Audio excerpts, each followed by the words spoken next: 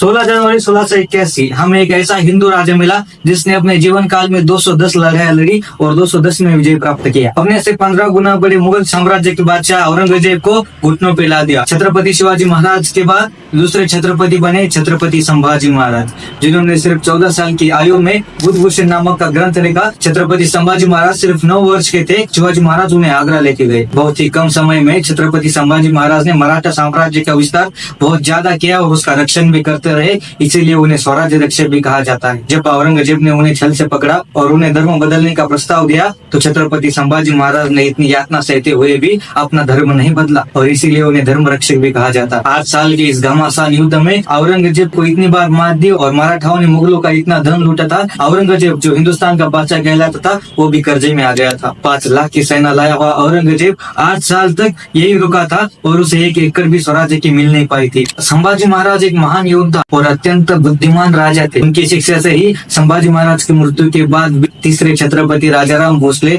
और महारानी तारा रानी ने स्वराज्य की रक्षा की। छत्रपति संभाजी महाराज एक असामान्य राजा थे। अदम्य साहस, अतुलनीय पराक्रम, अप्रतिम शौर्य, पुरुषार्थ की पराकाष्ठा, कई भाषाओं में निपुणता, संस्कृत पंडित, स्वराज्य रक्षक, धर्मनिष्ठ, आदर्श महावीर, आदर्श कवि, अर्थव्यवस्था में पारंगत और न जाने ऐसे कितने ही गुण हैं जो छत्रपति संभाजी महाराज के जीवन काल से हम सीख सकते हैं। 16 जनवरी की इस महान घड़ी पर छत्रपति संभाजी महाराज को शत शत नमन। महाराष्ट्र में हम उन्हें ढाकलदनी और ढाकल सरकार कहते हैं। तो हमारे दूसरे छत्रपति के राज्याभिषेक दिन पर आप सभी को राज्याभिषेक दिन की हार्दिक शुभकामनाएं।